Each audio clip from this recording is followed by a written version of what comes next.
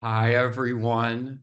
Welcome to A Way of God's Remembrance, presented by Awake to Love. I'm Lee here with Cindy. We are the volunteer Zoom hosts and so grateful that you are here. This is a special gathering. We are fulfilling our intention to have Michael Hayes join once a month by Alicia Das. Alicia is here.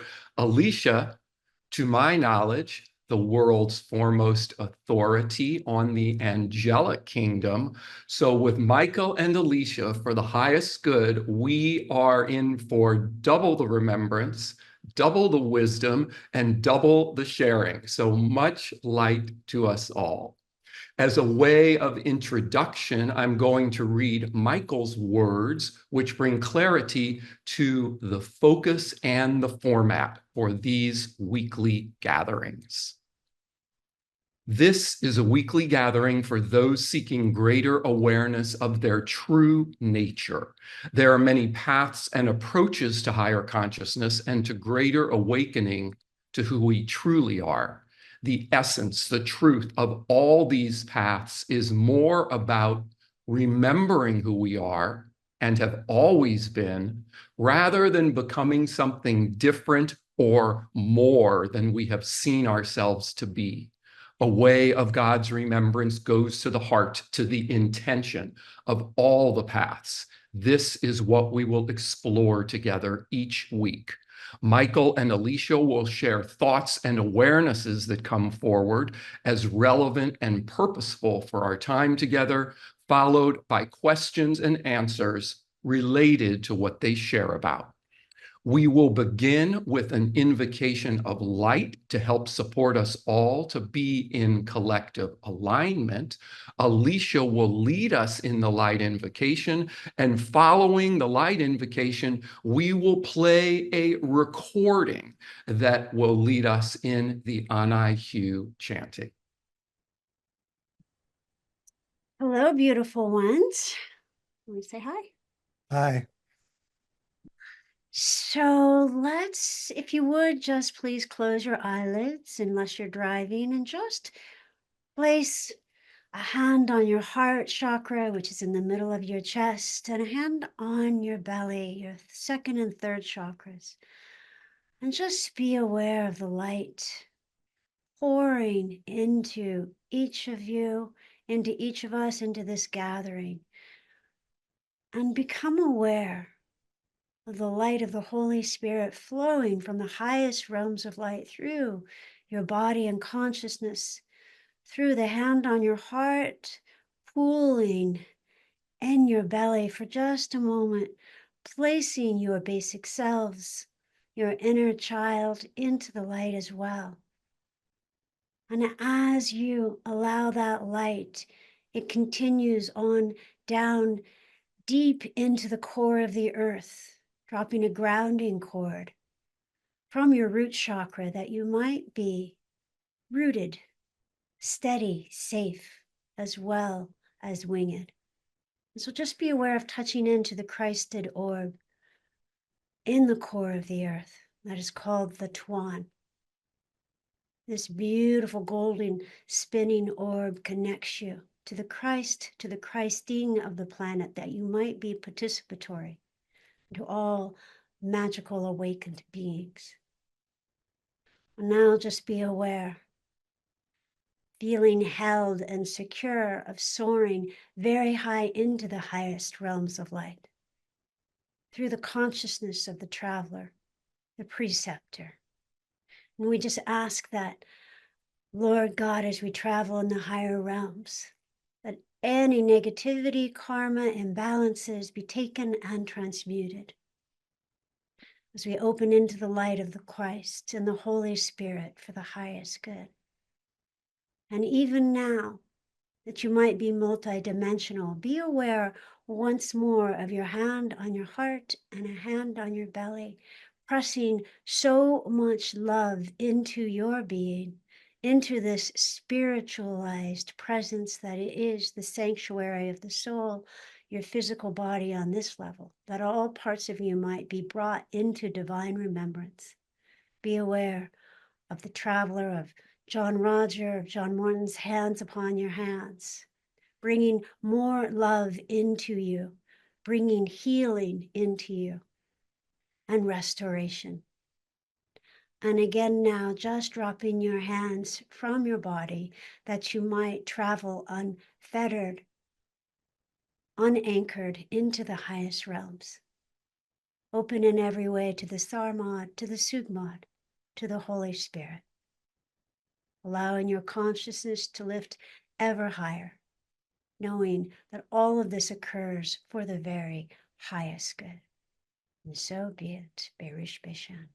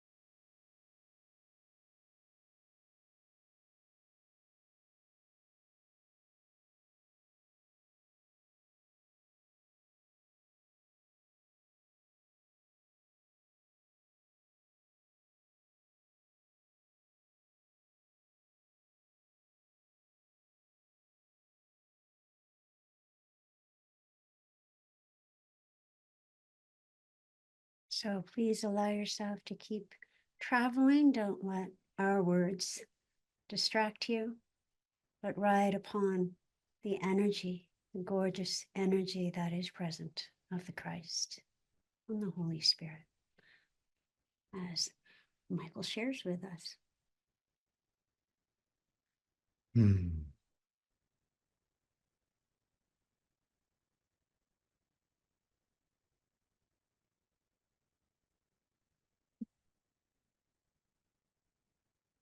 There's a strange process that we go through in this world because we're operating in the great game of time and space. There is a movement within our consciousness that propels us continuously to seek to do more, to be more, to transform this world and ourselves in this world into something that is more to our satisfaction, more to our pleasure, more to our ideal of how it ought to be. And this is not a bad thing. It's been set up by Spirit that this would be the situation we'd find ourselves in and that we would partake in, to have that experience of what it's like to be moved and motivated by impulses and by ambitions and by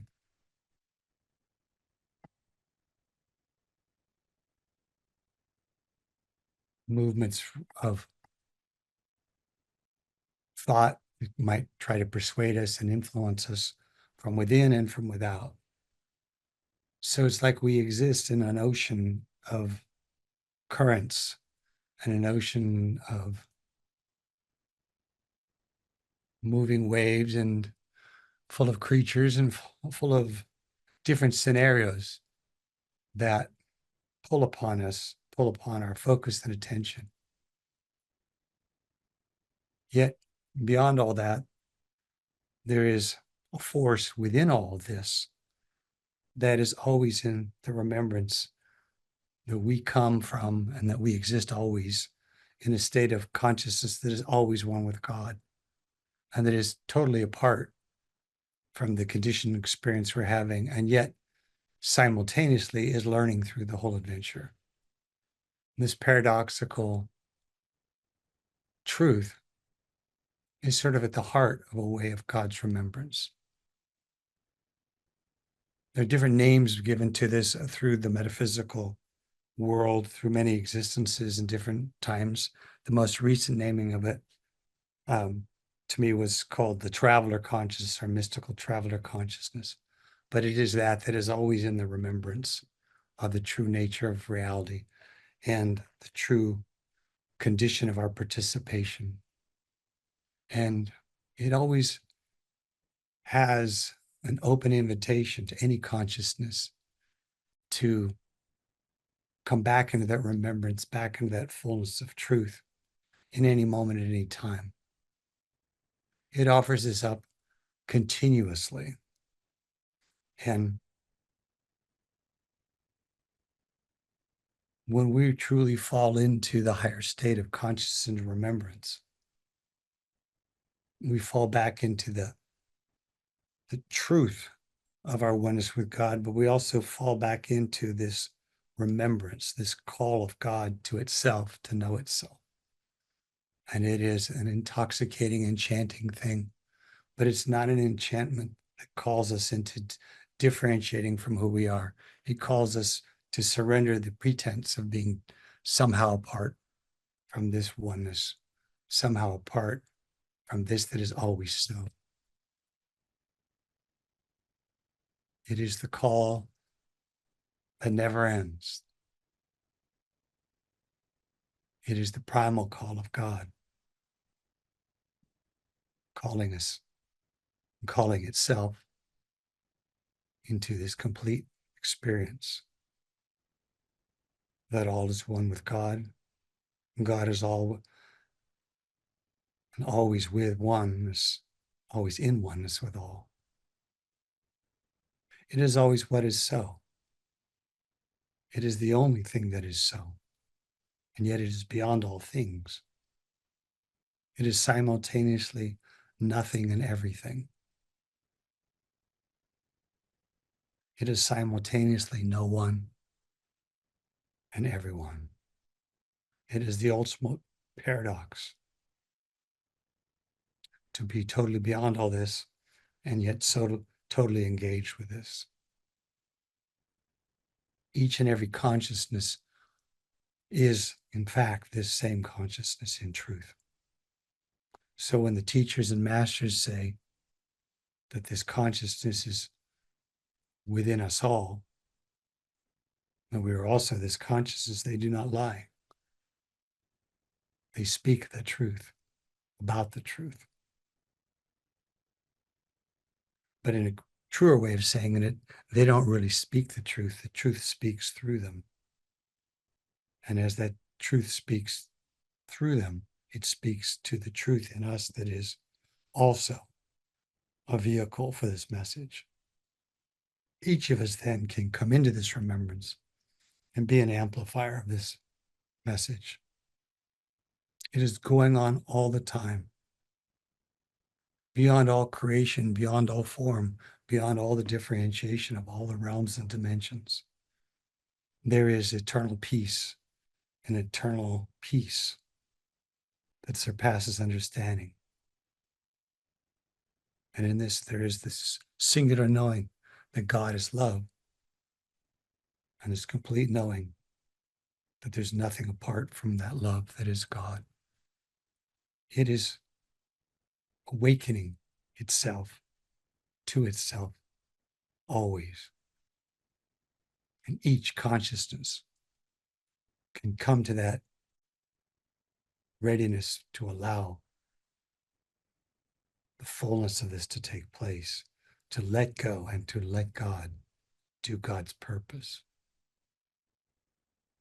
It is happening in us, and through us, and for us.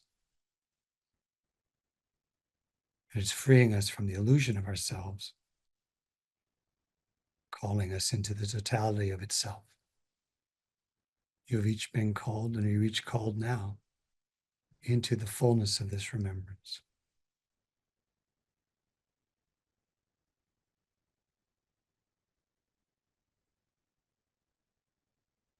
It is the true message and the true Messiah, the true messenger.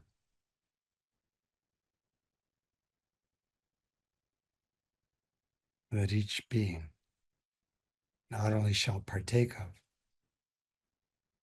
but shall be an expression of. Let this day, this moment, be this truth for you, that you let go and let God, that you receive, and in receiving you give into the completeness of this truth.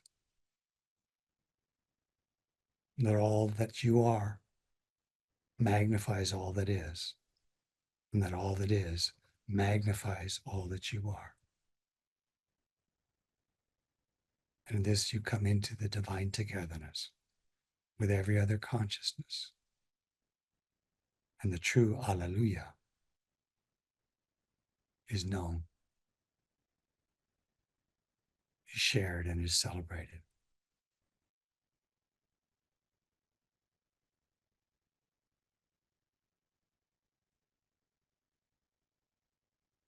Thy kingdom come upon us, thy will be done through us.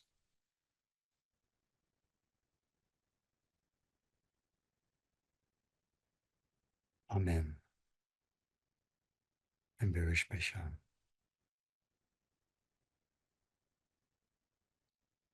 And to amplify this remembrance, if it be in alignment with that highest voice within you, serve now.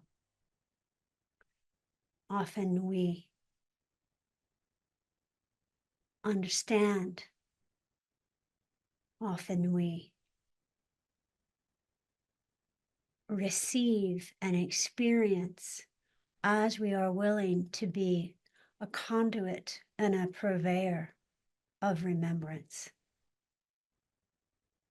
And sometimes this means we're in front of a room or many rooms, stages and lights, and the one that is seen. So truly, the one that is can be seen. And sometimes, more often, this is in silence. And so if you are willing now to be one who is a conduit,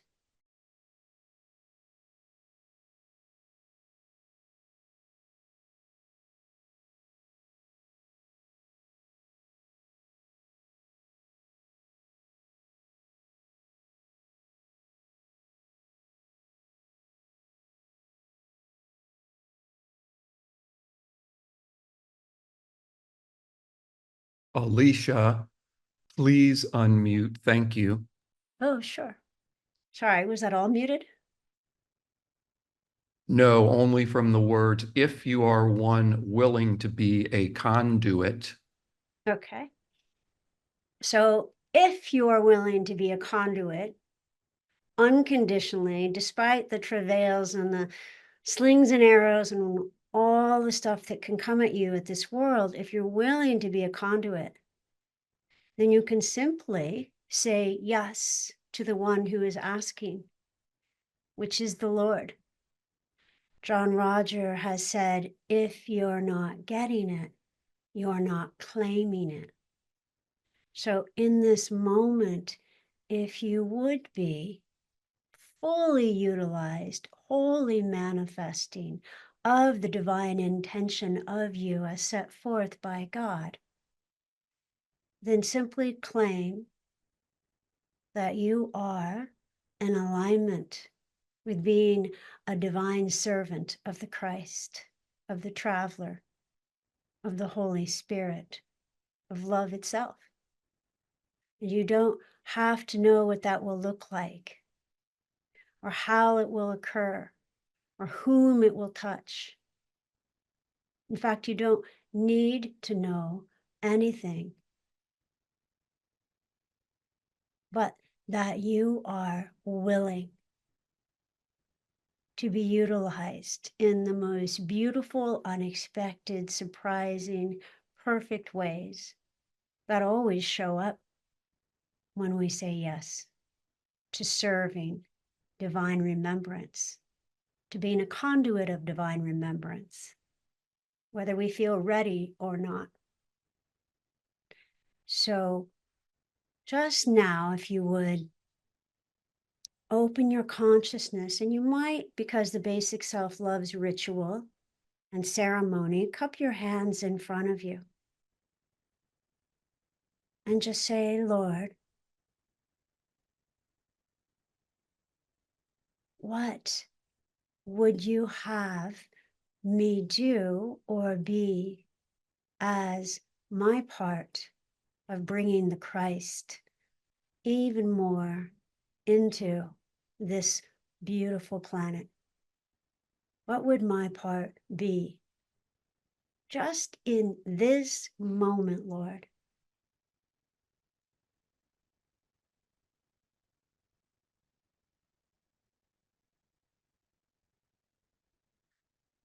And anything that's in the way of that, anything that's in the way of you being utilized by the Christ in the next moment, just place into your hands. Perhaps it's fear or unworthiness, or I don't want to be crucified, or I don't know, or what if nobody shows up? Just put that in your hands, whatever that is for you. Always knowing the highest good is always in the forefront of our awareness. So whatever that is that holds you back, or that you allow to be held back, just put that in your hands now. In the moment we're going to let it go. But let yourself be surprised at what that is.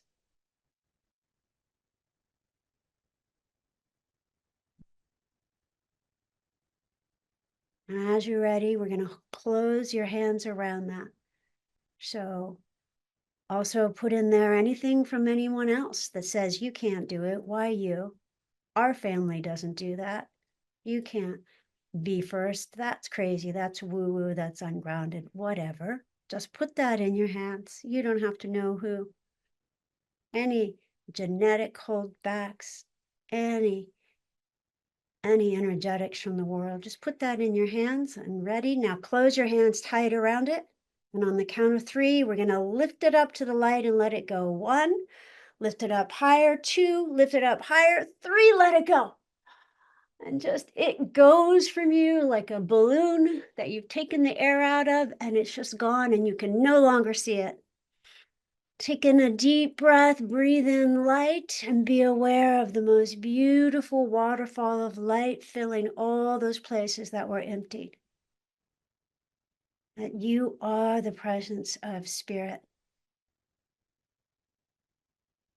And lastly, just be aware now of dropping all reference points of any separation from divine remembrance, and actually physically leaning forward a bit as you breathe in the consciousness of the Christ, the consciousness of the traveler of love itself.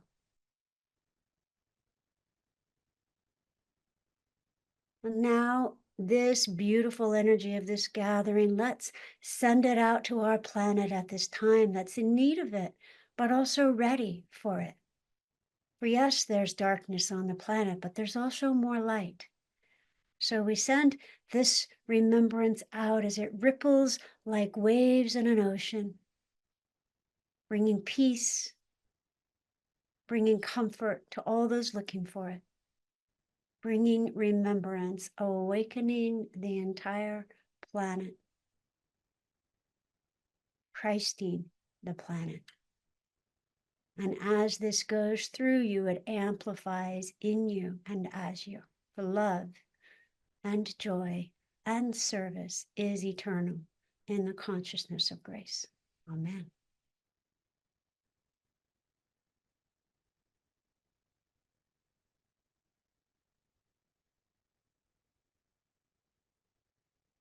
Say anything else? Give him a second and we'll turn it over to Lee for a question. Okay. I think Lee probably heard that. Thank you, Alicia. Thank you, Michael. Bless you both. I'm going to share guidelines for questions and answers with Michael and Alicia. Questions are about a way of God's remembrance and what Michael and Alicia have shared. To ask a question, please raise your Zoom hand. You can find that by hovering near the bottom of your Zoom screen. Click on the React button, a pop-up appears, and then click on Raise Hand. We ask that you also turn on your video for full participation. If you're on a low bandwidth connection and are unable to do that, so be it. Most important, since so many of us have had the blessing of working with Michael for so many years with assistance in clearing things, this is not a time for that.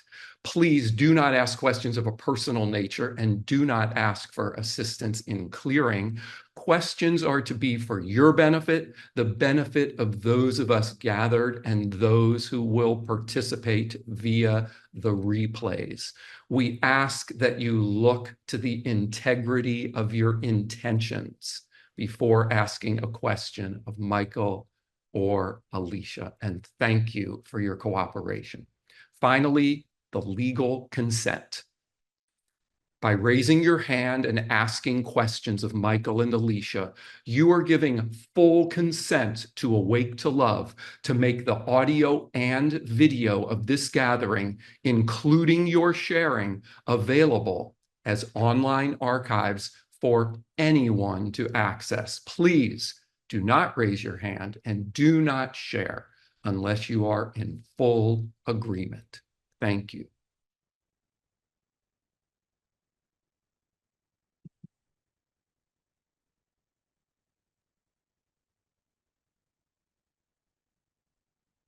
Scared everyone away. Thank you, Lee. And so if you would like to share, ask a question, or if you just would like to share something, please do raise your Zoom hand.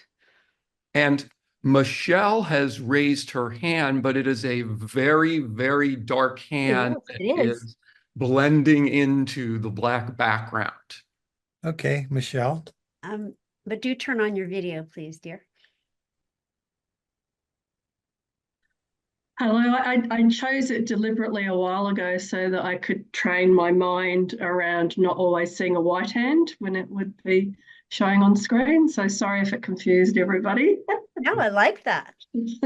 Hello, I'm Michelle. Lovely to meet you. I haven't seen you, Alicia. I've seen you once many years ago at Insight for Michael. So, but I've been tuning in for the last few weeks. So thank you guys for doing this segment. It's been really lovely to hear and to connect him with this beautiful energy, and of course the energy of the group that we all bring to this fabulous time together. So thank you very much. The question and the query, I guess, in a broader sense, in that bigger sense, is I've been really sitting with this push-pull of how much I desperately want to be with God and be with Spirit and not here on the planet. And yet on the planet, I love life, I love my people, I love all of that. And understand that the planet is here about the lessons and the learnings. So my question is around that, but also I'm aware of and experiencing myself a lot of stuff around looking for work and finding employment. So I sense that there's that lessons and the learnings about the push-pull with people I hear talking about their challenges with looking for work and struggling in their lives in a similar way that I'm experiencing it. But I'm interested in your thoughts and suggestions around how I can minister to myself and minister to others around something that can be quite a difficult process of that uncertainty that can, really tie into this push pull of wanting to be on the planet.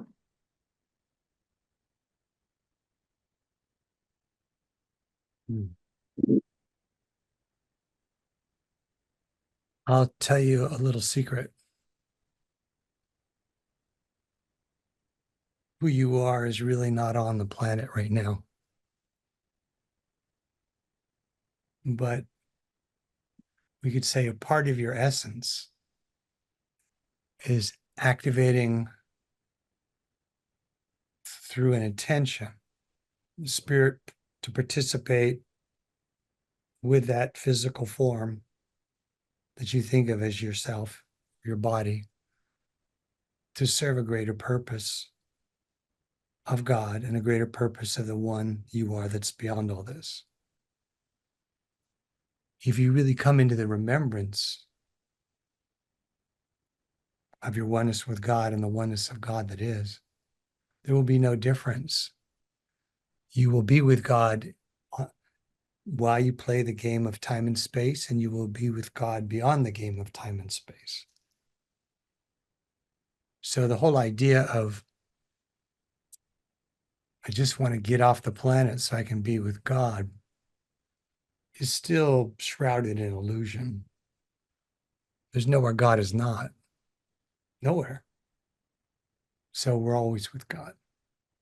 The neat thing about remembrance is that we know it again. And in the knowing of that, the blessings of that become available to us. Now, one of the great opportunities of being on this planet is that this planet will push on our consciousness relentlessly to be in the forgetting of God, to be in the forgetting of our oneness and the totalness of God. And so the real mastery that many souls long for, and actually in some ways come here for, is something that brought me back into this world, was that I could be in the remembrance of God no matter what was going on in this world and what my level of participation was. The mastery of this planet is, can we choose loving, which is the expression of our divine nature, even when all the experiences and all the information are pushing on us to choose and to express less than the loving. And so a greater mastery is to be able to be in that loving even in the midst of all of this. Because there's other worlds out there you could go to that are so easy that if you got into kind of a higher awakening, it'd be very easy to sit in it because there's not really nothing there pulling you away from it. But this world and other worlds like this, although this one is a very challenging one, are really designed to put us to the test. And this is part of God's intent. So we line up to get on this planet. If you could see the line, you'd realize, oh, that's true. Souls are trying to get on here all the time. They want to get on here because it's so challenging, which means they can grow here exponentially faster than they can in a lot of other worlds.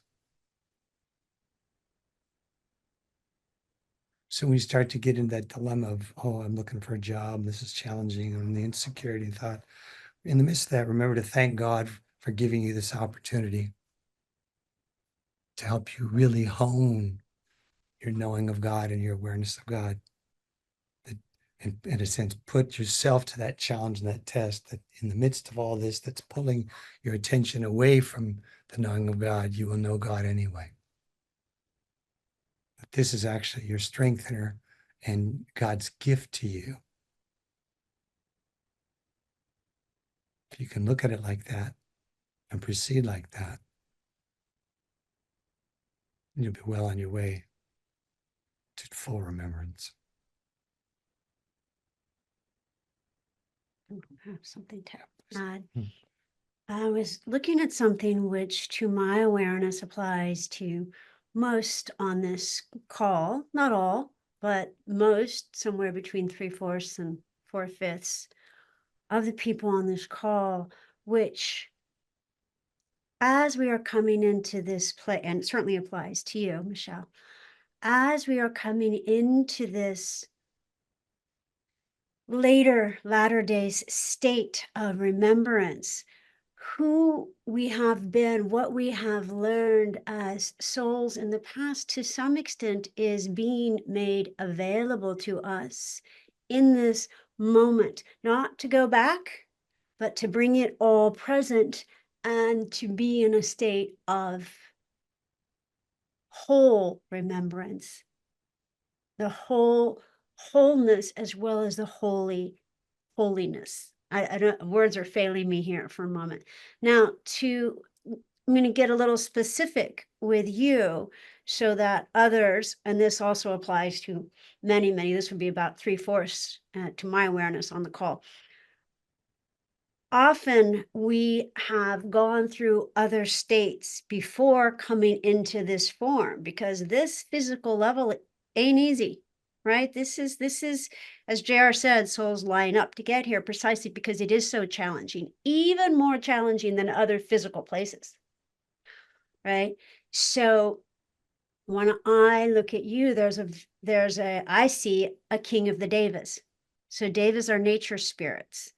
And it looks like there's a part of you that, and most of us, that now is in subconscious remembrance of the Devic, the angelic, of the stars, other lessons, places we have been, but it's subconscious.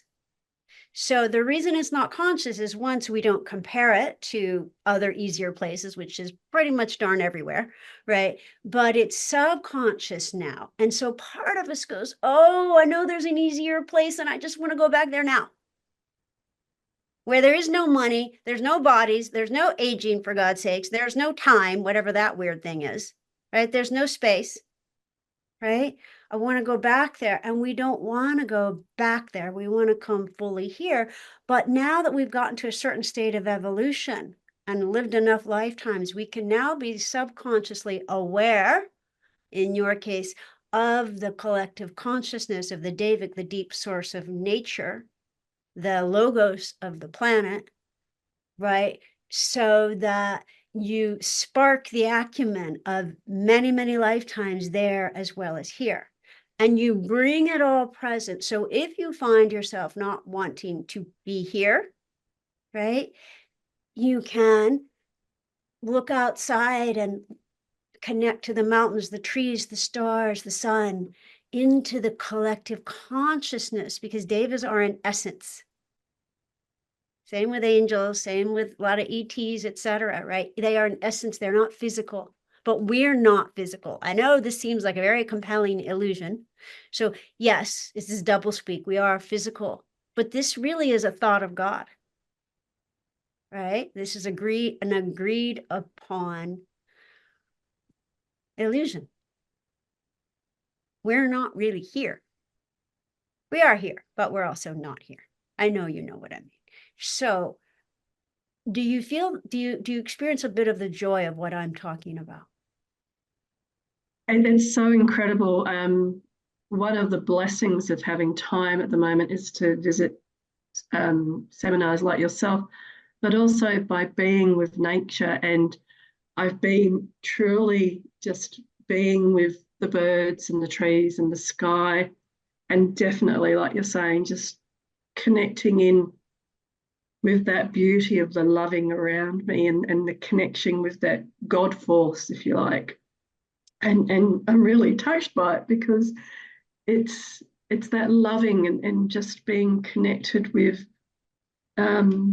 knowing, there was this funny bird yesterday that came over and was sitting there looking at me, and I thought it was smiling, and then it pooped, and it was the funniest thing, because it was so like just doing its own thing. And then the next bird came along and was singing beautifully, and just all of these moments and what I got, so you're picking up exactly that, was to just be in the moment and connect into that beautiful, from the PAT trainings, I remembered looking at the leaves and going, yeah, I can see how my consciousness has changed. When I'm looking at those leaves, I'm not seeing them just with my eyes anymore. I'm seeing them in that beauty of the Davic field and of nature and the connectedness with the babies in the park and the dogs and all of that beautiful wonder of life. And then coming back to the world and doing world things and bringing, because I appreciate, and I've learned over many years, bringing that with me into those day tasks as well. So I am living that fuller being and experiences here. And I do get, so going to Michael's fabulous point, that this is like, I love JR's quote about Michelangelo chipping everything away. That wasn't David. It always comes back to me, because when things do get tougher, that's what I can see, that this is chipping away everything. So your other comment around reconnecting in with other souls from other lifetimes, it does feel like this graduation into this higher and higher level. I talk about being a peacemaker and it beginning with me and looking into me. How can I keep creating peace in my heart, peace in my life, and peace with whatever's happening out here, so that I can live? And that's why I love your classes, that we live in that remembrance of I am loving. I'm here to live loving. This is what I'm here to do and to be, and to just keep breathing in the loving and being there. Absolutely. And I want to add one more thing with everyone, if you're resonating with this, whether it be angelic or Davic or the stars or other souls, other lifetimes, etc., right? It's utilizing it to go higher, right? It's not about connecting in with the Davic so much as the Davic, so much as the awareness of the collective. Like you think of water, the water element, right? A drop of water is one thing, but the water is in a collective and it evolves to the consciousness, say, of the Pacific Ocean or the Indian Ocean, etc. So gazing into nature and allowing yourself to connect in with your heritage such that it takes you into the allness of God. See, it's not so much, oh yes, connecting to these beloved parts of us. It's utilizing this open awareness, realizing that if we're having a tough time being here, to realize we are all of who we have ever been and always will be right now. And all of that acumen can come present and bring us into that divine remembrance. How beautiful. Thank you so much, Michelle. Thanks for joining us. Thank you, Alicia. Thank you, Michael. Been fabulous.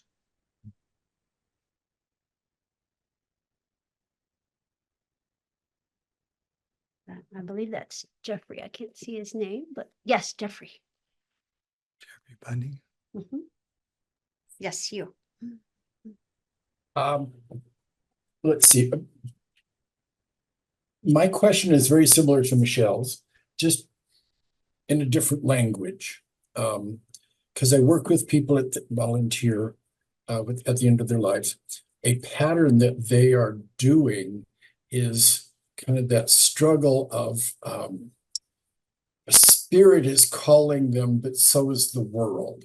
And they're struggling to come to grips with that. But then if I can see that, I'm also doing that. So that's in me. So I'm wondering, that's something I need to work more on. And I'm more conscious of that I need to. But if you see anything like I could specifically work on, I would be grateful for feedback.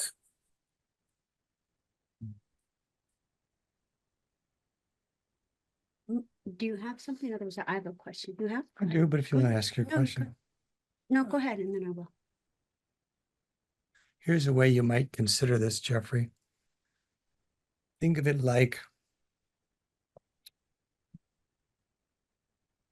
there's a conversation going on by which you were going to, you would say that party that's attached to the world or clinging to the world. And that conversation you're having with the world is you're having in the lower chakras. And then there's a conversation with the spirit, God, which is includes this world, but is also far beyond it. And it's conversing with you in your higher centers. So it is inevitable for every consciousness, in a sense, to be solicited by both of these forces. And that is inevitable, natural, and normal, and actually quite perfect. There's a statement John Roger pulled out, I think, out of the Bible when he said, "Choose you this day whom you shall serve." In my house, we should serve the Lord. So it's really just choose which voice are you following, which conversation is most real, is strongest, is most persuasive. Now, a lot of the difference for different people is called, well, which voice have you been listening to through your life? We said, well, they've both been speaking, so I've been hearing both of them. But for most people, their attunement to this higher conversation is minimal because their focus is so drawn by the impulses, the emotions, the ambitions, the desires of the world, the designs of the ego to create into them. And so this is like that still small voice that they come into contact with and come into relationship often only in time of crisis or in, strange different times, but still it for most people is a very secondary process, and thus conversation in the lower centers is the primary process of existence. For those who work the path of soul transcendence, there is this opportunity to, while still in the body, to reverse that and to heighten that conversation and the attention to that higher direction and the higher option, even while still being aware of the call and the pull of the lower conversation. And the simultaneousness of this will always be there for every being while they're on this earth. For some people, though, they are totally oblivious to the higher one. And those who come into a great enough awakening of remembrance, the voices of the world become almost oblivious. Not gone, but so less attended to that their power over the consciousness is very limited. So choose you this day whom you shall serve. And when you support people through this process, you can support them to also, even if it's just in that moment, to choose that higher option as best they can. The divine design set this up for us rather perfectly. And over many lifetimes, we start to more and more discern the difference, often simply by paying heed to the lower voice and finding out it didn't deliver on its promises. And eventually learning to pay attention to that higher voice and find out that it always fulfilled what it was offering. Trust is an earned thing, and over time, over many existences, we learn what truly to trust.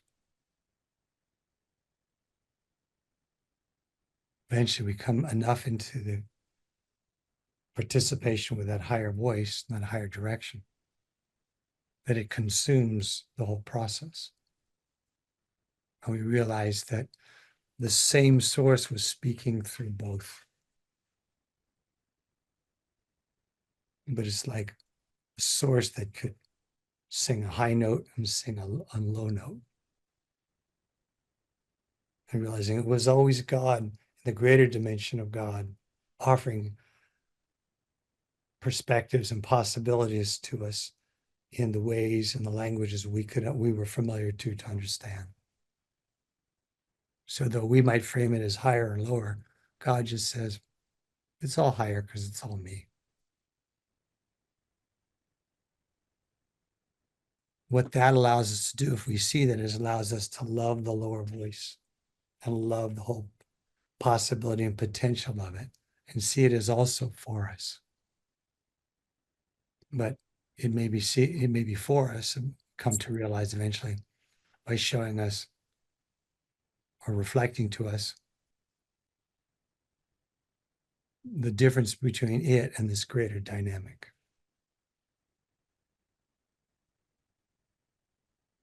So for as individuals, we would work to listen to that higher voice over the lower voice and eventually to transcend the differentiation of voices and know there is only one call, which is the call of complete remembrance. And in complete remembrance, we know God entirely in the lower voices and in the higher voices, because there's nowhere God is not. And someone who really has that has true spiritual freedom. That's why the greatest masters can walk in the high heavens and in the hells and still be hand in hand with the Lord.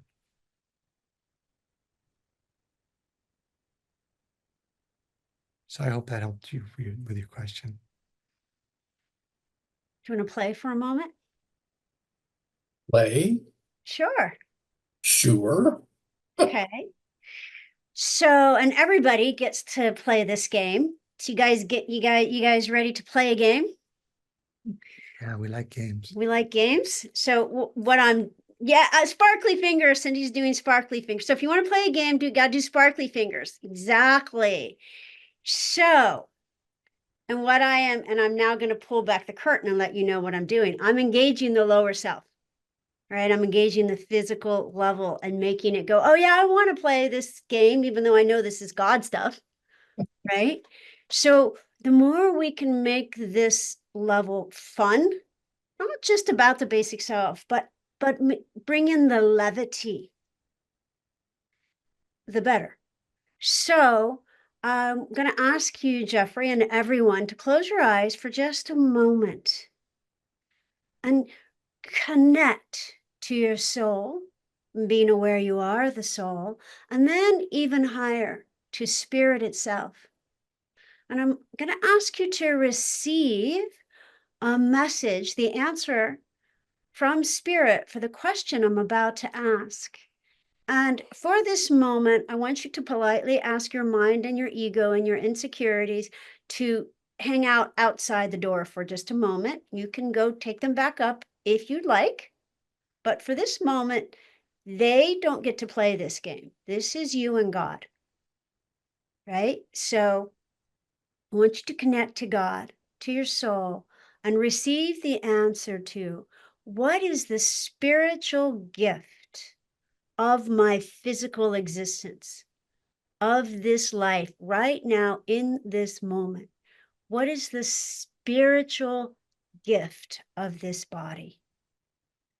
And just allow yourself to hear what that is.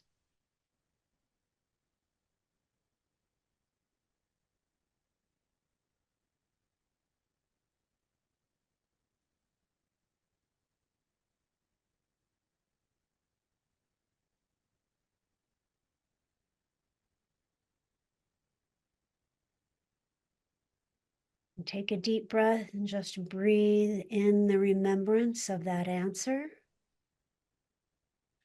And now receive the answer to what is my soul, or what is spirit, if you prefer, seeking to still learn this lifetime, for the remainder of this lifetime. What is my soul still seeking to learn? What is that spiritual learning that I'm taking back to God with my learning, because God and I are one. What is my soul still seeking to learn this lifetime?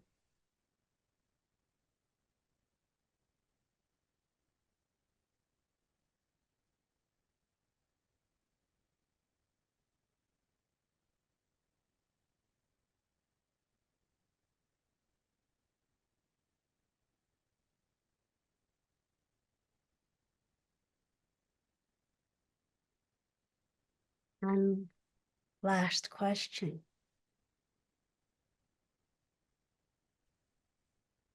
What is the love that I am? I know that's a funny question, but just receive the answer to what is the love that I am?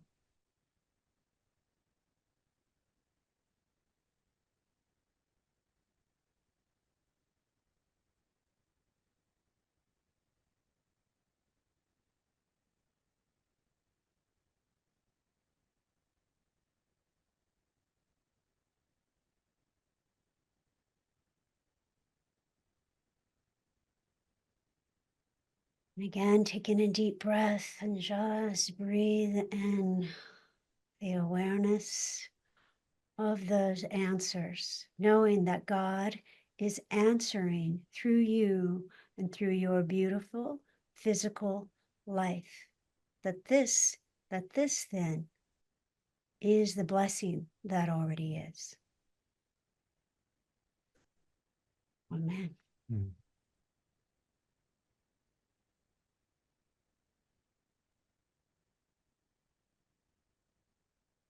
So I would encourage you, Jeffrey, to keep your eyes closed and just to percolate in that, because you're very much in process, as you know. So thank you so much. I have it. Mm. You mentioned that it came access. Access to it was a childhood thing. I didn't have access to the world, and that was something I wanted. The high, the low, just access. And then I have to instead of just being a bottomless pit of need, I have to share that access. Serving, which is what you're doing. Yes. Beautiful. Otherwise, it's just pretty words and nice thoughts. Right. There's more to it than that. Right. Yes. Thanks, loves. Thank you.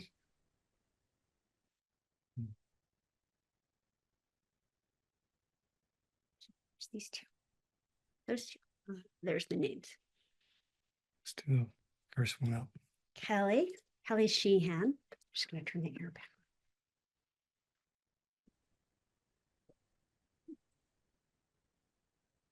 Hi. Hi. I feel so tender. That last exercise. Mm. It's a little hard to talk. I've just been percolating everything from every week and savoring it all, realizing that this journey is really to be savored. Could you talk a little bit more about gotta get back. A little bit more about releasing the story and the relating to the self as body. I've spent a lot of time looking at my thoughts and really getting really clear, what am I thinking about? And I kind of drop them into little categories now and see what is really going on.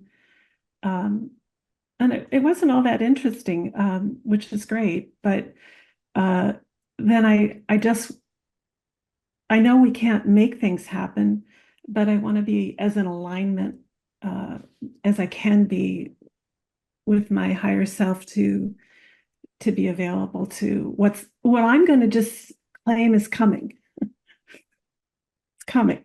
So whatever you have on that. A couple thoughts had come in also while I was sitting here, just was seeing the veil and the magnetic field, and pondering all the effect of that on this process, and maybe that's just a distraction. Probably could put it in my distracted category.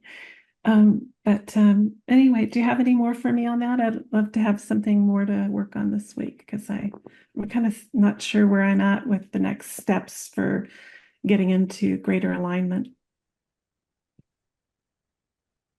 Michael just tapped me. Does that mean you want me to answer? I've been going first. You could go first. If not, I can talk. Doesn't matter. Why don't you go ahead?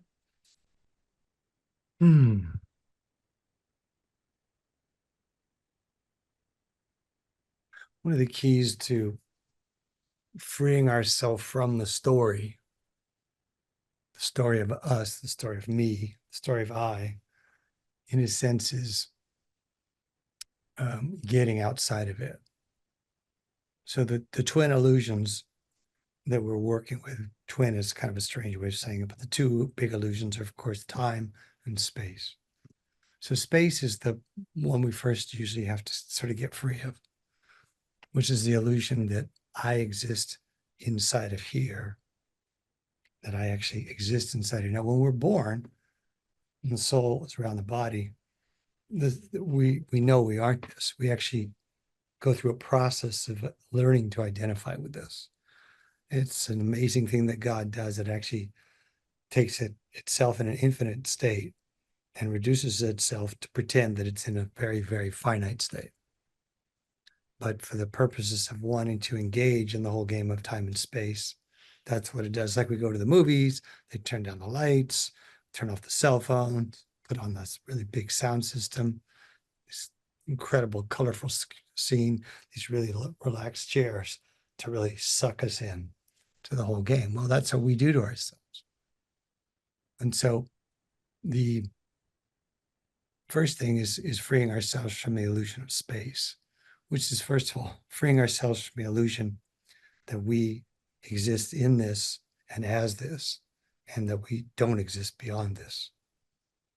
So that's the first big thing to work on for yourself. And so there are a lot of things you can do even when you meditate to learn to be conscious of yourself as beyond this. First we start focusing quite effectively in the third eye thing, but eventually you're going to start to come aware of yourself beyond this. Now you can also do things in your meditation here where you move your awareness around like in a circle around the head, so that you start to free yourself from the illusion that you're just in this point. There is that point back there that is an optimum point of connection, but then you want to free yourself from the illusion of just being that. Eventually you'll start to meditate and you'll realize the body is inside of you. Your field of consciousness around the body. The body is contained within all that. Now, when you get that working for yourself, that's what can really start to deal with even the harder illusion, which is the illusion of time. The sound current masters of India talk about the call power, which is the name for the negativity that tries to hold us in creation, and that translates to them as the time spirit. So the illusion of space gets us identified into this process of this, and as soon as we're believing we're this, we start to believe that we're not that. We start to believe there's a differentiation of us in this and not everything outside. But if we free ourselves from that, we start to realize we are consciousness. And so we're unbounded in consciousness. If we really realize that, our consciousness can go through the whole galaxy or universe, and we know we're that. Now, freeing ourselves from that really sets us up then to get free of the illusion of time. Because time is the story of what happens to this versus the story for somebody else of what happens with that. And so we have our story. Now, in the greatness of God, you could say this whole creation is God's story. We want to free ourselves from the limitations and the illusions of our story to know the truth of ourselves in the divine story, the greater story. So start by really learning to free yourself from the illusion of space. that will be the jumping off point to really be able to free yourself from the particulars of your particular journey and story. Now, there's great value in that story. So it's not so much that you obliterate the story, you free yourself from identification with it. Because out of that story, your soul will extract jewels or nuggets or treasures of learning out of the various things that will happen in the story. Now, the Akashic record is in a sense, is a record of the story. Just because this is what happened. The higher record, beyond the Akashic, the Nakal record, is a record of what the soul takes out of it. The soul learns from it. So we're not in so much obliterating the story, we're freeing ourselves from the singular identification to it. And we really get freed of it, we realize, oh, there's so much good learning to call forward out of that story. We'll take that learning, and those learnings will be treasures to share with God and to be available to the greater service the conscious will do even after it's transcended this world or even transcended the soulic form. And then when it's really in that co-creatorship with God, that co-worker state, all those learnings will be treasures, because it will have many, many interesting adventures that it's gone through that are very useful to helping other conscious come awake. So start by understanding, I'm still stuck. Am I still stuck in this spatial illusion? If I'm still stuck in that, that's the one to really look at. Because when people try and just get beyond time, but they're still in the illusion of space, it doesn't quite work. It's strange, and that's just been my experience on the working of it. When I really came free of the illusion of space, then I really started to make headway with the whole illusion of time. Exciting stuff. Well, it's your heritage, and the heritage of every being will come to this and know this. Yeah. It's like it's already so. It's just being remembered. Yeah.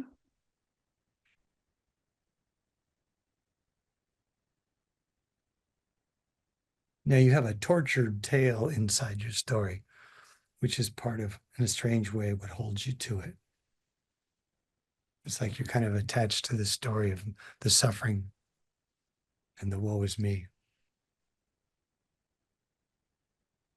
However, if you get outside of the story of this, you suddenly realize there's no suffering in it. Like somebody has a near-death experience and they pop out of the body and they're just looking at it and they realize, oh, there's a body down there, and oh, it's having a coronary event. Oh, interesting. But it's not suffering at all because it knows it's not that. It's just, oh, how interesting, like watching clouds, watching the waves.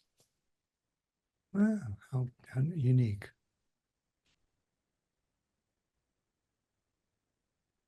But you were sold on the tortured tale long ago. Long ago. In an ancient existence, not in this world. And it's kind of linked you and held you.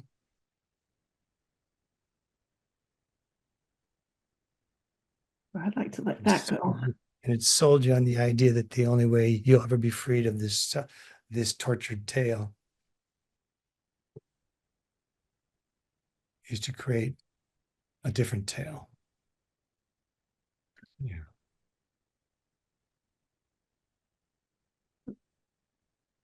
I recognize that. Yeah, but that's not going to work Oh, because wrong approach. no, it's like saying the only way you're going to get out of this bad karma is to create enough good karma. But in truth, it's called, no, you're going to realize you can exist in the no karma. And so there will be no tale of your individuation that you'll identify with. Strangely, when you come free enough, you'll actually be able to extract the learnings of all the tales of all the beings. That's what God is doing. I like that. Yeah. Well, it's something for you to let go of. Yeah. You're moving up in an ancient time and we're getting really close to freedom, and they misled you with this tortured tale thing and you got caught. Yeah, it makes it hard to want to be here. So I'm eager to let that go. You know, it's a strange thing when you say makes it hard to be here. You know, the greatest solution to being here is to truly be here. Yeah. If you're ever truly here, it's not hard to be here. No. Because when you're truly here, you realize there is no here. There is just Right. here and there disappear, and you just are the one that is. Yeah, it's really precious to be present. Yeah. So take a breath. We ask for grace for you here that you might just let this whole thing go. It's been with you about 4,000 lifetimes, give or take a few.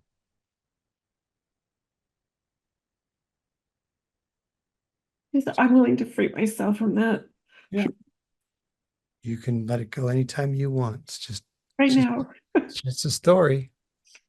Story. Yeah. Yeah. Yeah. And so your soul hasn't suffered any of it, Yeah. but your mind, your emotions, and your ego have. Yeah. It puts a spin on everything. Yeah. Yeah. Oh, cool. Better. Yeah. Thank you. I'm very, very grateful. Bless you. Bless you. It's a beautiful opportunity there. Yeah. Grateful. Mhm. Grateful for everyone's patience.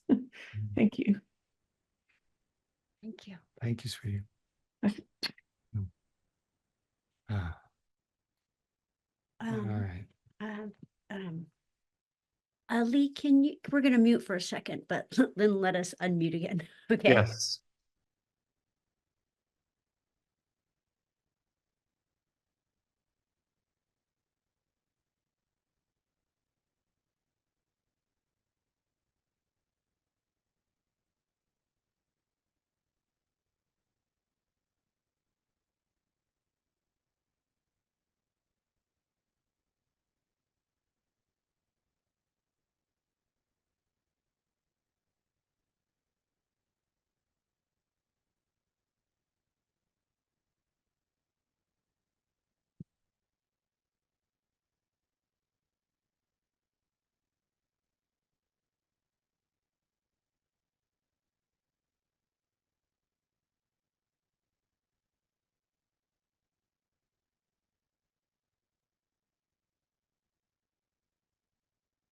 That's fine.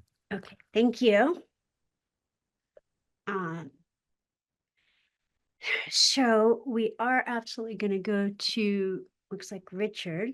But first, there's a very high being present that is going to has something for all of us. Let's put it that way. So if you would just open yourself to receive, and we'll see what this one has. So this one would be, and I'm not going to name them, but they would be one that you could utilize to connect both to the traveler and to the silent ones. So what I'm hearing from this one is who you are, each one, and one each is the consciousness of the beloved. You have lived and died and lived again. Many, many times you have bravely traipsed across the desert of the physical world, this one and others, cooperating with the illusion of separation, both attached to the continuation of the form and disdaining it. This has all been on purpose for God's remembrance. Don't ever think you sit anywhere but right in the midst of Source itself.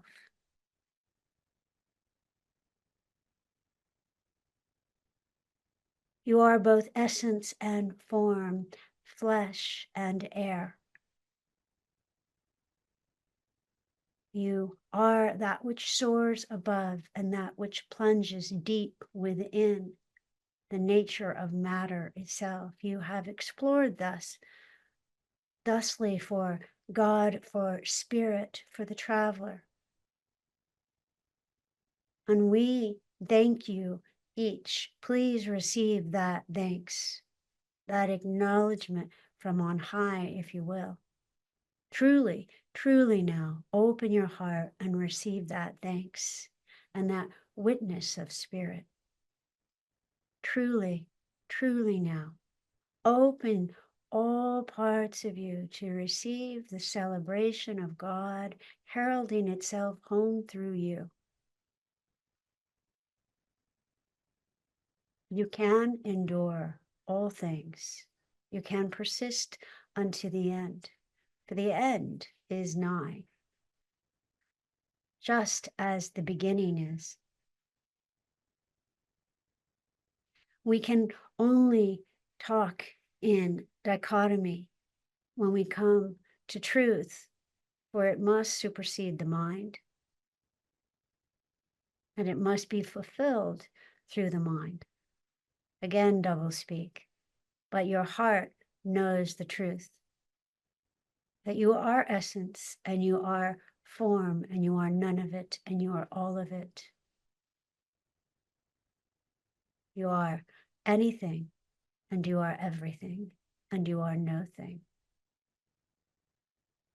Travel upon the consciousness that soars through these words and beyond. For you are that which was dropped into the ocean. And you are the one who has swum to shore and breathless has arrived in the light of day. Safe, held, loved by Mother Gaia herself. You are the blessings that already are. You are the love that remains. You are the truth beyond the truth. You are the memory of God loving itself home through you. Welcome home, beloved, even now. Amen.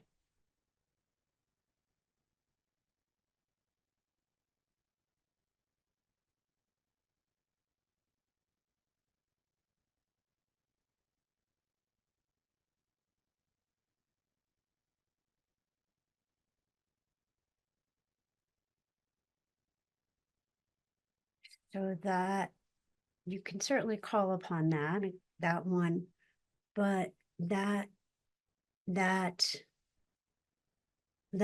exercise, if you will, I would encourage you each to do, if you experience a presence, to just start speaking from that presence. It can help bring it all the way in.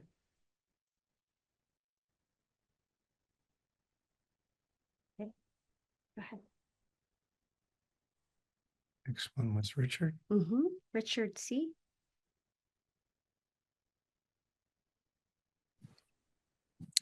Hi, Michael and Alicia.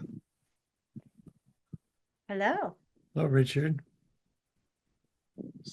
I'm trying to turn one of my videos.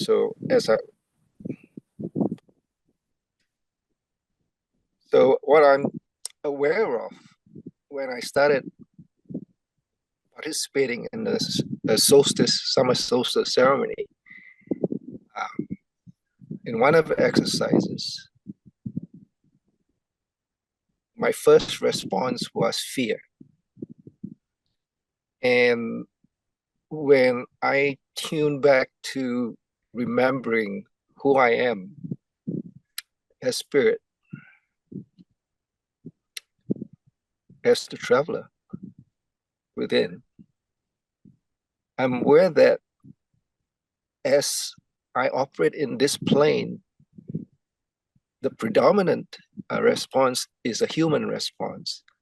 So my question is, how do I keep the presence of spirit in me so that my first response is always coming from spirit? The way you frame that is going to be very difficult for you, because you said, how do I keep the first response of me spirit? So that the way you would get what you're after, which is that conscious connection to spirit, is by getting out of yourself. So when you try and hold the spirit within you so you can respond from spirit, think about what you just said there. I'm going to control the spirit so I can have access to spirit when I want it. That is like, well, you can control all that is in the magnetic worlds, all the fields of magnetism, the magnetic light.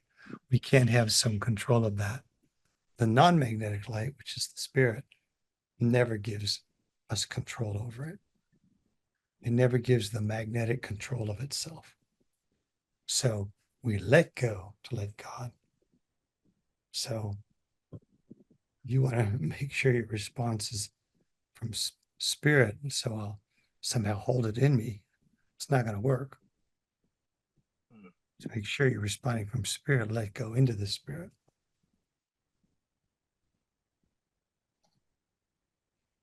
So my next question is there an angelic force that can assist me in just letting go? I'm going to turn that over to my compatriot here. Well, all of them. I would suggest you only work with great archangels rather than angels. They're quite different. So there's probably trillion, bazillions, a bajillion, which is actually a word, not really, of angels. There's maybe a trillion archangels. There's about 150 great archangels. So they're very high rarefied beings. Of them, 7 of them are silent ones. This is according to JR.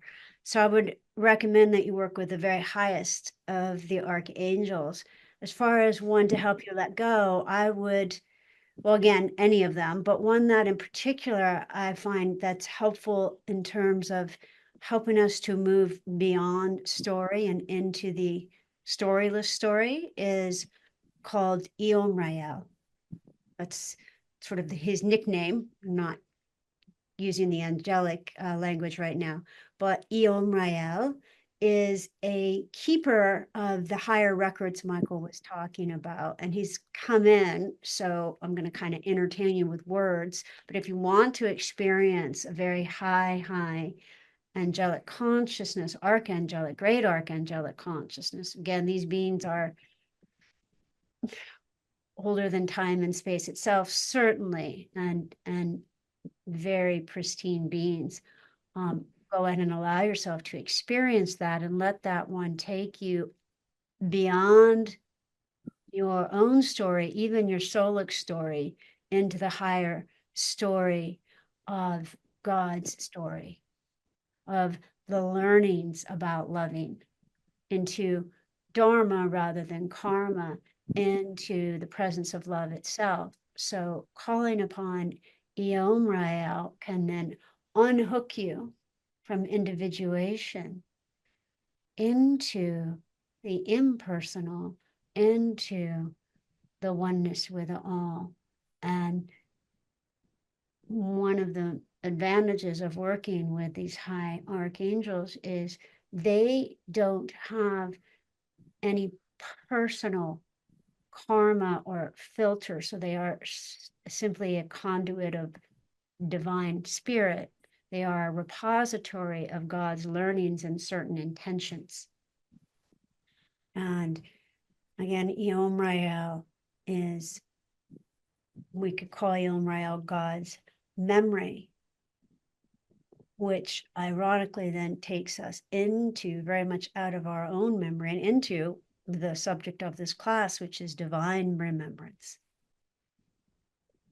So it's not divine essence, nothingness, spatialityness. It's divine remembrance. So I would call upon that one. And also, Richard, I would call upon your own archangelic self. And that's a whole longer subject, but to my point of view, we were all angels before we were humans, and that acumen is now being opened to us. So see, angels never forget God. They're one with God. Talk about divine remembrance. And when I say angels, I almost always mean archangels. So it connects you into that part of you that never forgets God. So I would call forward, if you want to call forward an archangel, I would start with your own archangelic self, and then go to Eom Rael or any of the other great archangels.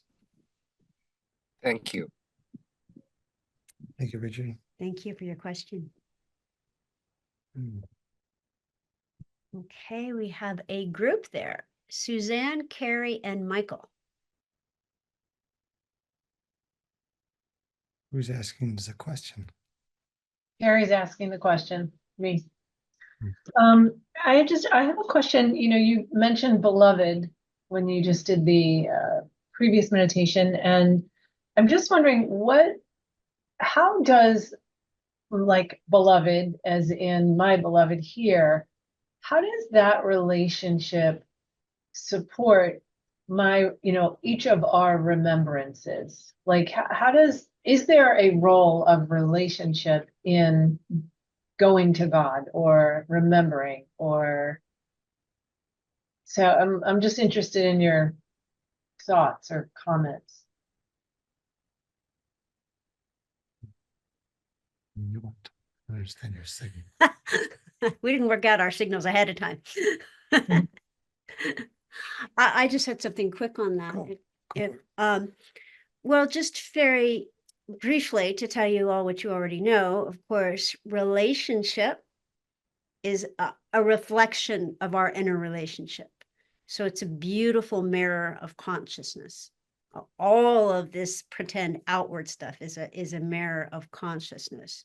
So of course, relationships can sandpaper us, refine us, teach us. They're, graduate school of learning all kinds of relationships. I love that you call your partner beloved.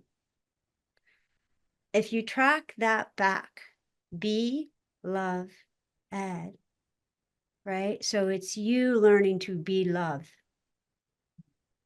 And one thing I would say is to, again, turning it into a fun game, is to utilize the most mundane to jump you into spirit, including lovemaking, to utilize that to be aware of God. I know that sounds a little funny, and don't worry, I'm going to keep it G-rated.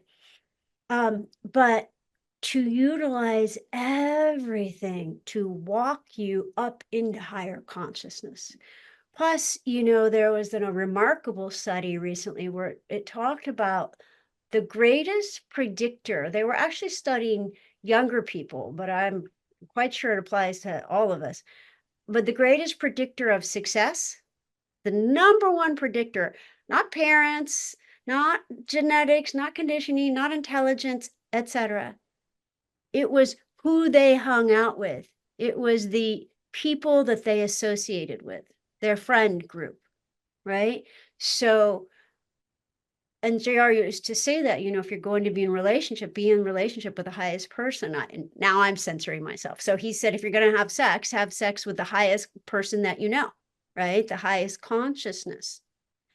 And so it really is, utilizing that mirror of consciousness to reflect the beloved, to reflect you as the beloved, to reflect you as the presence of love. Thank you. Sure. What did you want to say? That was pretty good. Kind of handle it. See if I see anything more.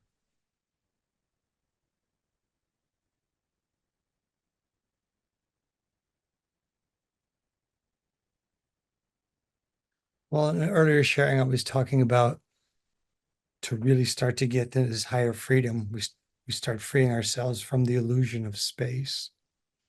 And the soul's nature is love.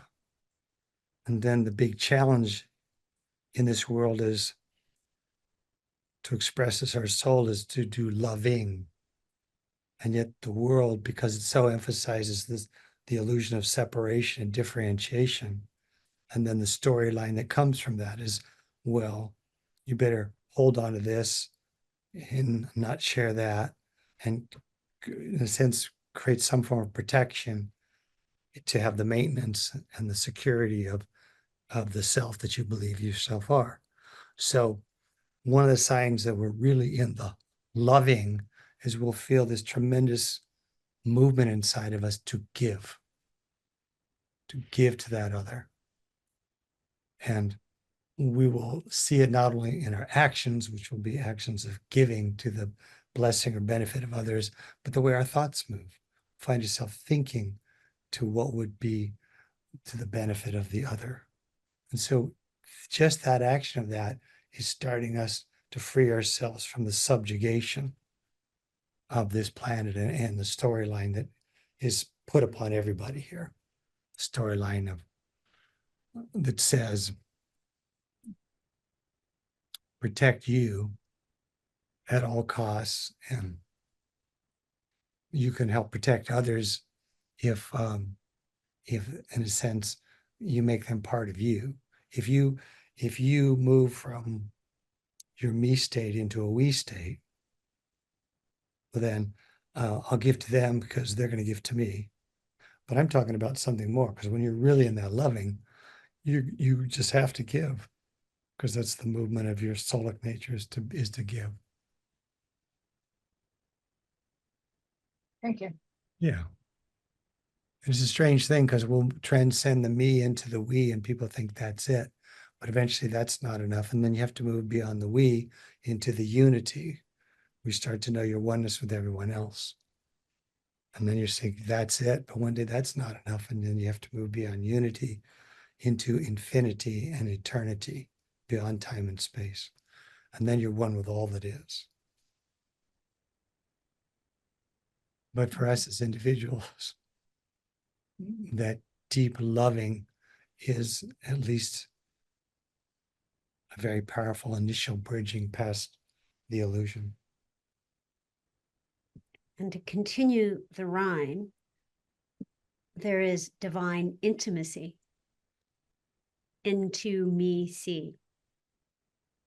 Right? So that intimacy with our beloved is really a way of seeing deeper into ourself and being awake and aware of ourselves as the beloved, and that one then reflects, and then there's no reflection, and it's just that one beloved.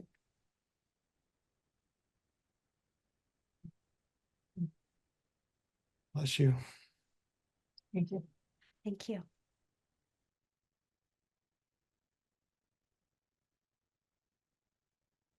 Eric. I know that guy. How did he get in here? You got to work on your security. Really? Actually, I'm having so much just moving already since I raised my hand. It seems to work that way. Let's see. I'm finding myself in such extremes of I would say like remembrance, and then like quickly after the part of great resistance or basic levels of desire and stuff. So, and I'm getting a sense of an opportunity to love the least of these and that. And it's also, I find it very challenging to be in such extreme paradox, and in well, it feels at times helpless and like I don't know what to do with it. And I also get, I mean, I'm getting clearer now that I don't know if the word close to something is the right word.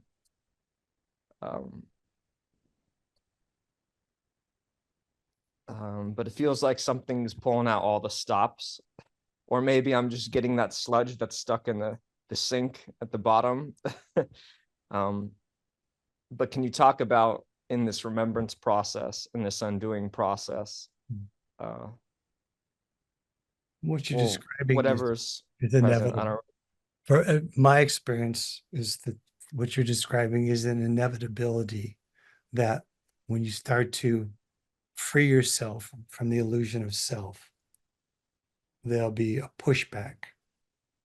Now, the initial pushback will mostly come from the ego. Our ego is our sense of separate existence.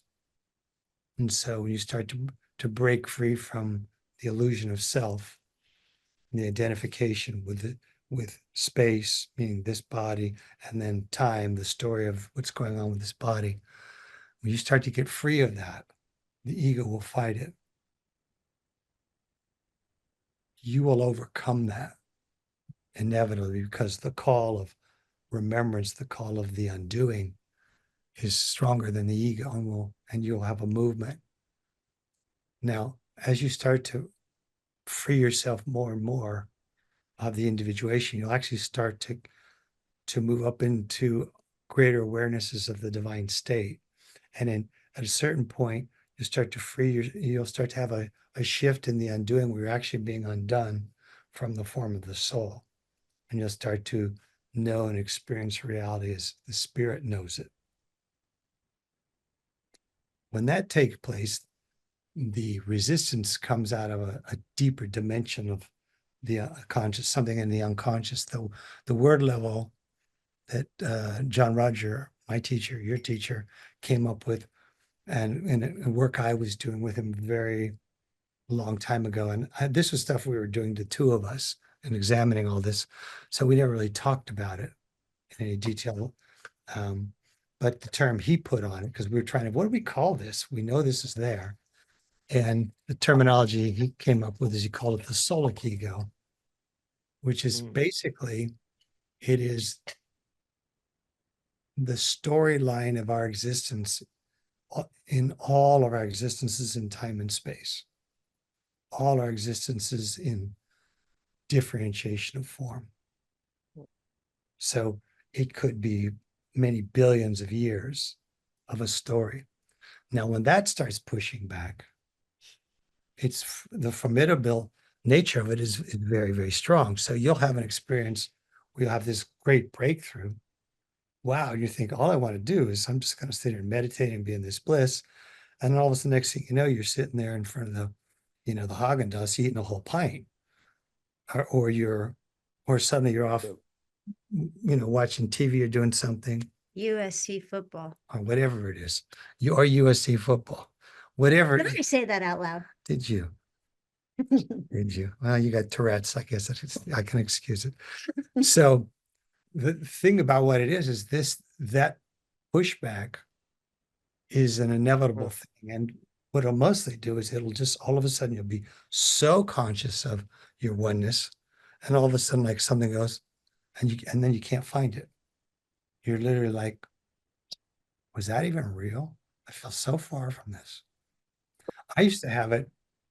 It was a strange thing for me when I was kind of moving up to the different levels of consciousness. I would break through into a level and think, oh, this is so great. I think I'm just going to spend all my time here. And all of a sudden it would be like 2 or 3 weeks later, I suddenly realized, oh, right, I broke through into that other level 2 or 3 weeks, and I have not thought of it for 1 second for 2 or 3 weeks. That's how powerful the pushback would be on the unconscious. But eventually, the call of the spirit would move into the conscious enough that it would just bring me back into remembrance enough of that, and I would then be ready to the next level. So one of the things to in this whole process is to be very patient. And I'll tell you a real funny thing in all this is,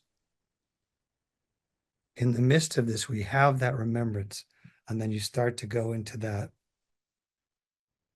forgetting, that kind of empty blank place. When you start to suffer that emptiness, it's actually a gift from God. And eventually, to really get into the highest places, it'll often be that suffering in you that you can't bear. And I can't bear this lack of remembrance, because I've had remembrance, and the pain of not being in remembrance gets so great that it will lead you to do whatever you need to do to get back into that remembrance, and then even go into a greater remembrance. And so that old diet that every knock is a boost and every stumbling block a stepping stone, that's where it really applies with this. But it would hit me, and Alicia could tell you, it would hit me, and I said, I can't do anything. And I would maybe sit down, lay down and meditate, or sit down. I might be there 7, 8 hours, because to me, the pain was so great that I had whatever it would take me to get out of that pain, I would do it. And suddenly, after all those hours, suddenly we click and be free. And the funny thing is, once I saw what it was, it would go like that, and I'd be instantly in the remembrance. And all the pain would, because the pain was always product of my own consciousness in rebellion against truth. So you're starting to Is there push. a way I relate? Say that again, please. Complete. I relate to all of that so much. And Well, that's what I'm is there a telling you. way, yeah, is there a way to do we have to get, because I get that it's like it's so clear that it's like the times I'm not almost suffering enough in the pain enough. It's a It's strange like I thing, but I you don't want it bad enough. can't make yourself suffer enough. It's a strange. You go, the key is I've got to start suffering this, but I've tried that, and it's not. No, I don't want to do it that way. So If you figure out how to do that, then that would be great. I never figured that out. Oh, pick me. Well, I used to will it a lot, but oh man, it's just and I experienced that I've had a lot of entitlement with it. Like I almost took it for granted because it's so natural in a way. And I've asked recently to kind of let go of that. And I feel like I'm kind of in the mud a lot lately, like what you're saying. I can give you one more clue. Anyway, I don't know what to do with Lisa's all going that. to share with you, but I've got one more clue for you. And almost inevitably, when you're really stuck, your perspective will be in here looking out. If you can recognize that and start to be God looking rather than looking at God, that can sometimes help to shift it for you.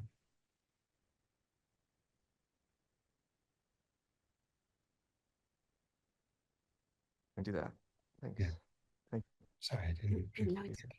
Sure. Yeah, it's okay. We can move on because No. we're getting close to the end. No, I want you to speak. You had something. Well, two very quick things, which is if you find yourself in that kind of yo-yo of in this and then being snapped back, often the one that is snapping you back is your basic self. Now, they're not your enemy in this, but they are responsible for the body. And so often when we go out, they go, oh my God, we're dropping our story, we're going to drop the body. And we're going out into these pristine fields of awareness. And so oftentimes it's really, it shortens that time away, that snapback, to consciously work with the basic self, because when we find ourselves, going to the Haagen-Dazs or the TV, etc., that's the basic self going, I need grounding.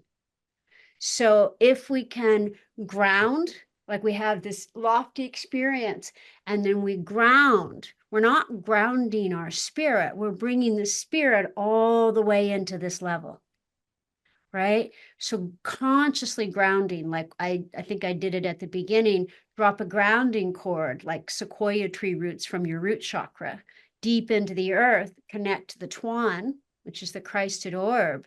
So if you just do that now, just realizing again, you're not grounding your spirit, you're bringing it all the way in. Right?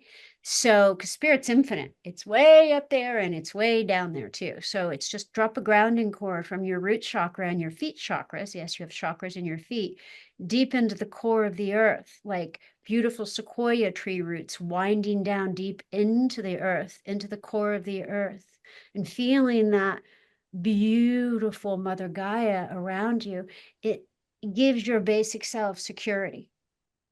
Right? And it brings you all the way, as Michael was saying, be truly here. And that security, after you have these lofty experiences, can often be enough for your basic self. That, and put a hand on your belly and give them love. It's okay, baby. I so appreciate you letting us go out there. Really, it's not us, it's you traveling, letting me go out there, and we have a long life ahead. We're not dropping the body, we're traveling in our consciousness. But I'm with you and we're good, right? We're good, we're safe, we're secure. And that can shorten those times out.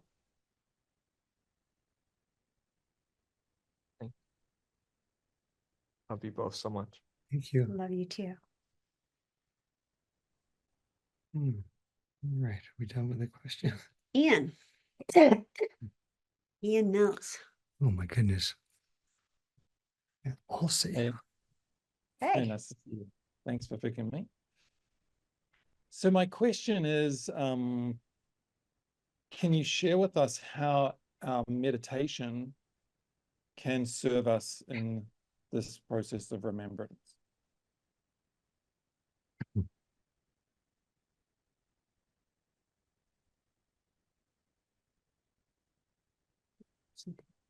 Go ahead.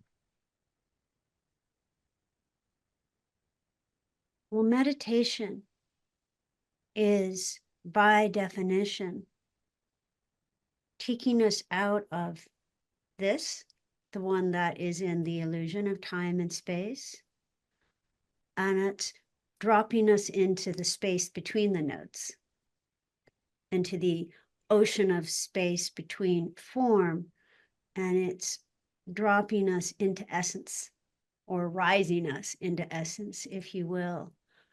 And so, to my point of view, meditation, of course, spiritual exercises are a form of that, is really about intentionality, and the intention to be aware of still being in form, but to allow our awareness to be untethered and to be in that divine remembrance, to practice the precious presence of the divine.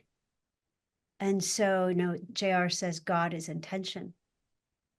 To me, meditation is exactly demonstrating the intention of remembrance, especially as we do it in that complete state of surrender. And doing guided meditations is beautiful. Of course, doing spiritual exercises is beautiful. And sometimes as well, you can walk yourself into a meditation of divine remembrance. Like I know, Ian, you write meditations. You're excellent with meditations. I would encourage all of you to write your own, to allow it to be written, not to use the mind, but to receive the meditation of divine remembrance for yourself, because you're going to receive it for yourself in a way that will be different than Michael or I or anyone else would. And then I would record it and play it back and allow it to bring you into that state of divine remembrance in a way that you will hear and be receptive to, because it came from your own spirit.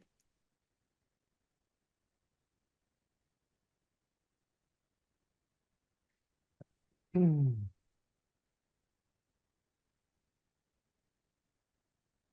of John Rogers' teachings is the spiritual law of assumption, which says if you want God consciousness, you must assume it.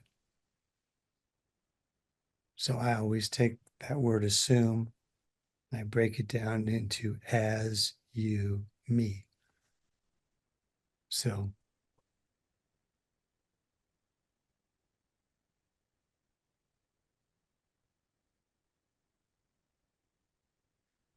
one of the teachings that John Roger brought forward as well, when he said the blessings already are, which means if they already are, they always are, which means the kingdom of heaven is at hand, which means we're already with God. So one of the things that I use very much to come into remembrance is to be God looking, meaning be God meditating.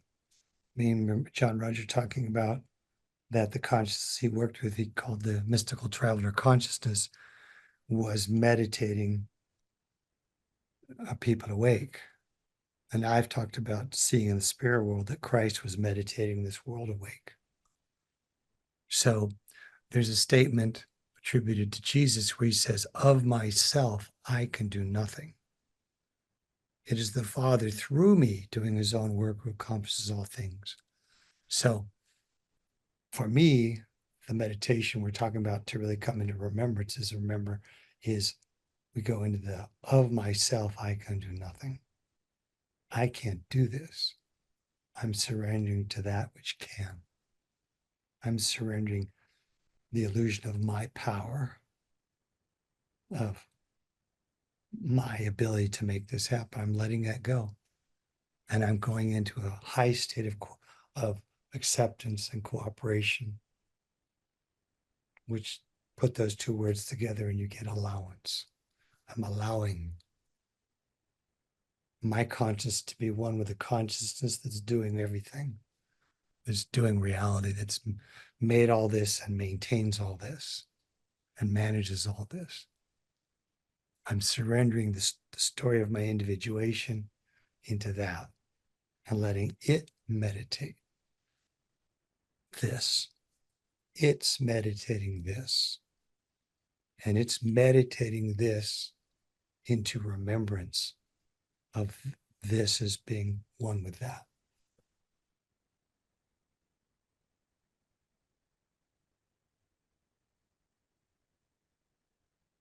And when is in that meditation, right, in that remembrance, that there's a realization that what is so is always so. And as long as we're in the pretense of being separate, trying to bridge into the non-separation through an act within the separation, we're going to have trouble. My experience with all of that is trying that meditation approach so long, so hard, and then one day just it breaking down inside of me and coming to this deep knowing that of myself I could not do this, and something let go, something surrendered. It's almost like an approach or a strategy, a story of becoming. Just went, phew. And that moment of the death of that whole storyline that I could do it. Because that died inside of me, suddenly this other thing happened. And awareness came to me of this greater truth, this one that was always with God as God, serving God and sharing God, was entirely available and was sharing that truth in and through this truth.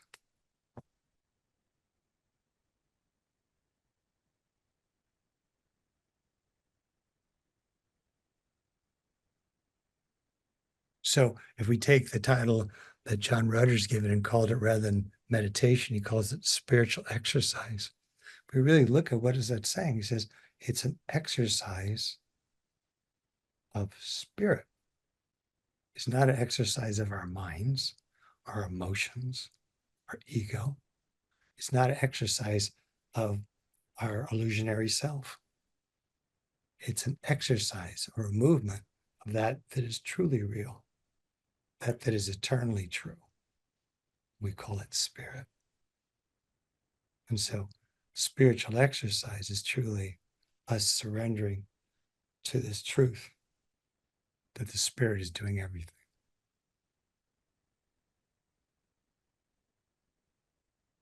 Now, in our egos and our personality, we struggle with that.